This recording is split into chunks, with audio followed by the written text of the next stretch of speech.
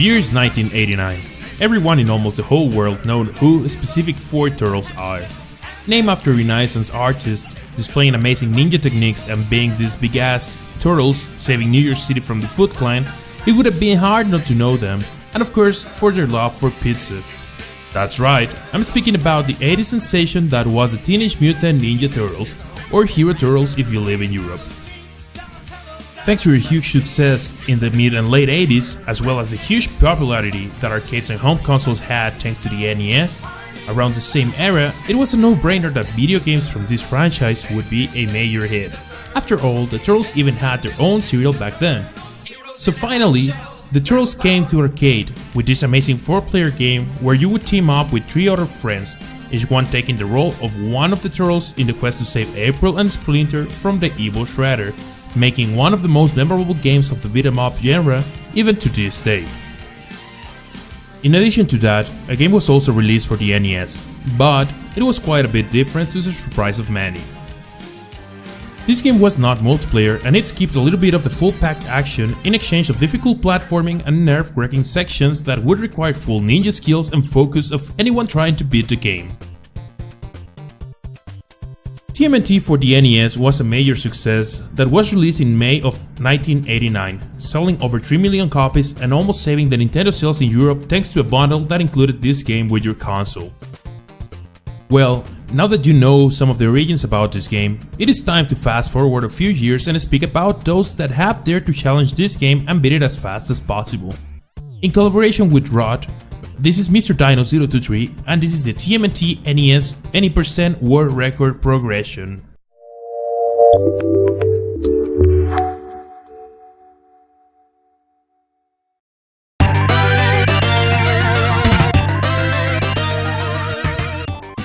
For those of you that are not very familiar with the game, let me explain you some of the basics. TMNT is split into 6 different areas, all based in New York and depicted with a little bit of imagination from the creators. The 5th Avenue or Greenwich Village, the Hudson River, Wall Street, the JFK International Airport, Shredder Space in South Bronx, and inside the Technodrome. You can swap between the 4 turtles at every time, and also, you could potentially get a special weapon drop after a certain amount of enemies being killed, with the chance of also not getting a drop at all. So the idea is that you take the 4 turtles into the journey of getting past through all of these areas, saving April and Splinter along the way, and finally defeating Shredder to return Splinter to its human form and concluding the turtles' adventures for all times. Or not? Well, as mentioned before, this is a speedrun progression video, and as you might already know if you're familiar with speedrunning, the grind is almost never over unless the player decides to quit playing, so let's talk about the first known world record of this game. Spider Waffle got the first known time as a world record for this game back in January 2006. Unfortunately, for the first few runs of Spider Waffle, there is no video footage that could be found. He went from a 20-minute run to the first sub 20 in April of the same year. And right after that is where the first ever recorded run exists with a time of 1926 from the April 25th of 2006. This run was very solid for the time, with no major groundbreaking strats but good platforming, health management and execution which paved the way to have a sub 20 minutes run finally recorded on tape. This would also showcase what route could be used to try to get to Shredder as fast as possible, expecting that you would get Cave 1. What is that Cave 1 I just mentioned, you said? Okay, let me explain. In Area 5 there are 3 potential caves where you could find the Technodrome. These caves are known as Cave 1, 2 and 3, and the location for which the Technodrome would appear is almost random. More experienced players would know how to manipulate the spawn to be on Cave 1, which is the faster cave, with a certain success rate. Since the cave spawn is defined from the very beginning of the run, during the title screen, depending on the frame where you press the start button to begin playing the game. That start press is what would define the location for the Technodrome spawn, a little bit disheartening because you have to trust your gut and your audio cue skills a little bit over 15 minutes to discover if your run could still have a record potential or is completely dead. This issue in regards to the cave spawn has potentially discouraged many players from attempting to run this game, but it didn't discourage neither Fizzle or Reaper of War, whom after many years of Spider's world records, they decided to challenge it and claim some world records of their own. There is also very little information about their first runs, but somewhere between 2006 world record and 2013, Fizzle had a 1925, which would have been world record by 1 second, and Reaper got a 1919. It was until May 2013 that the next recorded world record was achieved by Fizzle, getting a total time of 1912. At this point, people would probably start to realize how possible Sub 18 could be, and male players started to jump into the grind of this game. Fizzle kept grinding and broke his own record, getting a 1904, and then Reaper claimed that spot back by exactly 1 second, getting a 1903 also in May 2013. This record stood for some months, with a grind for trying to get the sub 19, when suddenly another runner entered the stage, a runner that would be willing to start pushing this game to the new limits. Whitman Price got a time of 1901 by executing a strat that, while it was known, was never used in a world record before this one, the first ceiling glitch inside the Technodrome. Reaper of War's previous world record was better executed, and up to this point he was almost 20 seconds ahead of Whitman's run, which showcases how much time this trick could save. The race for the sub 19 continued at this point. Whitman and Reaper started to implement this glitch into their runs, until finally on August of 2013, Reaper got a new milestone and the first sub 19 run was finally achieved. As can be seen, 2013 was a very exciting year for TMNT 1 speedruns, with a lot of top players competing to get the world record and trying to keep pushing the game to lower standards. Even though Reaper got the first sub 18, the grind was not over since his previous 1904 was still better. It was known that at least another 15 seconds could be shaved just by playing better and executing this trick properly. At this point in time, Whitman and Reaper kept exchanging world records until Reaper got an 1851, which was the last time that Reaper would be in the top of the leaderboards, paving the way of a season of reign by Whitman. Seconds here and seconds there, between gameplay, better Technodrome fights and Mecha Turtle fights led to lower the time all the way down to 1836. And while the time could have kept improving, it was reaching a point where new stuff should be tried to keep having substantial improvements.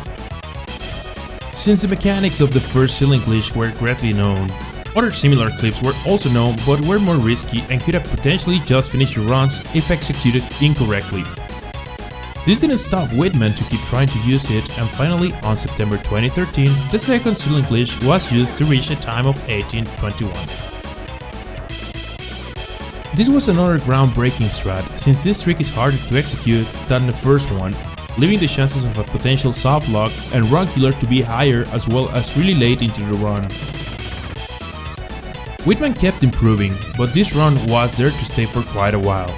This is when a second hiatus on world record changes happened, and this world record lasted for almost 2 years, leaving to think that only top-notch execution after this would be needed to get a better time.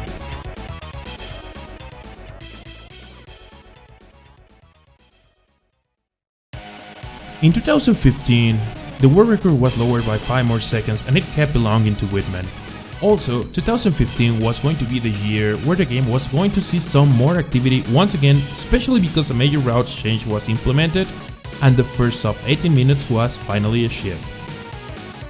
The new route was very tricky and risky, and just like previous tricks, it could kill your run at the slightest execution error. Remember how we mentioned there are certain weapons dropped by enemies? Well, there is a specific weapon that is not dropped by enemies but rather set at specific spots in the game. These weapons were the Kai, or more commonly known as the Scrolls. This is the best weapon in the whole game, and the way to do more damage in the fastest way possible. But it came at a high cost, not only because how difficult it could be to maneuver in the room to get them, but also because you have to be very aware of any potential weapon drops after getting scrolls, so that you don't change them by mistake, as well as to be aware of the use of them. Since you only get 20 of them per run, the weapon swap strat comes in very handy at this point. Just as a quick explanation, the way the weapon swap glitch works is that the game takes the damage value of whatever weapon you have active at the time of a hit detection, meaning that you can swing the regular turtle weapon, rapidly activate the scrolls, and the game will do the scroll damage with the regular turtle weapon, saving scrolls that way at the same time as doing as much damage as possible. Scrolls also allowed for many other things to be done faster, such as a 4-hit Technotorm kill, a 4-hit Shredder kill, and a fast Laser Soldier hallway. At this point, Whitman was the only one capable for lowering the speed run even more for quite some time, going from 1753 in the late 2015 all the way down to 1728 in 2017. The run was starting to reach a peak point by now.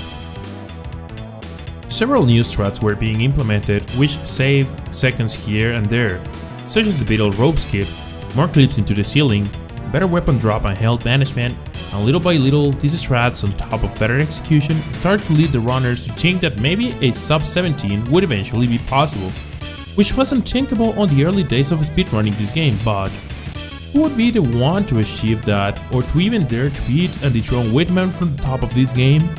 Well, here comes Skunky. After 4 years of total domination in the leaderboards by Whitman Prize, a new contender comes to claim the title, and the first time that Skunky held a world record was in October of 2017, lowering the previous time by 4 seconds. At this point, the route was pretty much the same that Whitman had used for his previous world record, but just better execution. These two runners exchanged the world record a couple more times. Skunky reached a 17:18, then Whitman a 17:17, which was the first time the nudie pause was used for the faster kill in the monster, but it would also be the last time that we would see Whitman being the world record holder. Not so long after that, just about a month later, Skunky would get a 17:14. So, was this going to be the start of Skunky's era? Well, not if someone known as Red had a word about it. Red-headed Peckerwood, or Red for short, was an amazing runner that started climbing in the ranks pretty fast, had a very good knowledge of the mechanics of the game and even came up with innovative strats such as the famous Red Clip, which little by little started saving even more seconds here and there from the overall run. Red submitted his first run with a time of 17:47 on December 25th of 2017. While this run was still 30 seconds behind the world record at that time, it was nothing but an impressive run and the showing of a very potential world record holder in the making. Just 5 months later, Red submits his first world record. It seems he was ready to watch a George Lopez marathon, but decided to give a try to some runs right before the marathon, and man, what a good timing to decide to do so with a little free time. At this point, the race was not to be the world record holder, but to be the first one to have a sub 17-minute run. The milestone was just around the corner, and with all current known strats at the point, this was definitely an achievable. Many runs between these two had the potential to achieve it, but many ground cave spawns kept blocking the dream. Skunky got a 17:05 and a 17:03, then Red got a 17:02. The amount of precision and luck that was needed at this point was simply insane. Just take a look at the new rope skip that had to be used on top of all the other strats that we had already mentioned. It was a very exciting moment to watch this game, seeing these two toe-to-toe competing to get the new desired milestone. Until July 2018, this happened.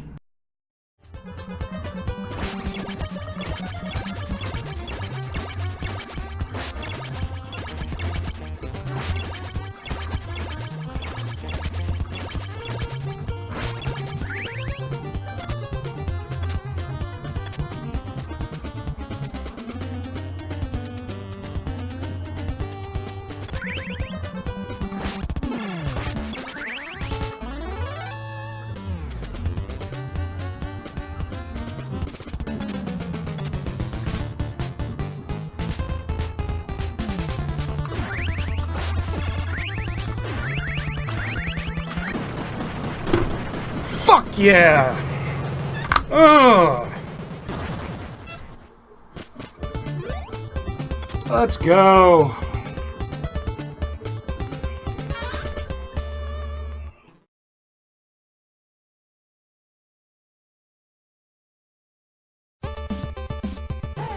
In most very optimized speedruns, there comes a point in time where top runners are so equally skilled that world records come to a difference of mere milliseconds to decide the winner. Such was the case when an apparent world record tie happened. On August 2018, Red also got a 16:57 of its own, A truly impressive feat, which today still stands as an uncontested second place and will probably stay there for quite some time. This required for a little bit of rule changing for a more accurate resolution on when types should end. It had to be an equal clear visual cue, and the deciding factor was going to be when Shredder's last health bar was depleted, which happens a little bit after the last hit is landed. After this, both Skunky's and Red's runs were retimed by frame count, with Skunky being the winner by just frames or 0.033 milliseconds. Just to give you an idea, that is even less than a frame rule in Super Mario Bros. 1, which is the current difference between the first and second place in that game. Both runners knew at this point that these times could be beaten, as if you even compare the two runs, both runners changed leads in different sections of the run, clearly showing which areas both could improve. Red stopped grinding the game a little after that, and Skunky kept going after a short break, and in December of 2018, just a few hours before the new year, once again the world record was broken. It was a 16:55, and while this run is nothing but impressive, a new world was in Skunky's mind, reached the first 1650. Countless attempts kept happening with minor breaks for a day or two, until about a month later, on January 29 of 2019, a truly remarkable run happened and the dream was finally achieved.